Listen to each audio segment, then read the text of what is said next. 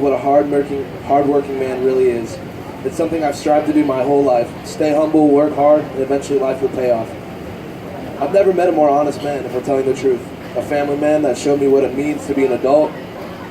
Someone that showed me what it means to look after my sisters and always put families first.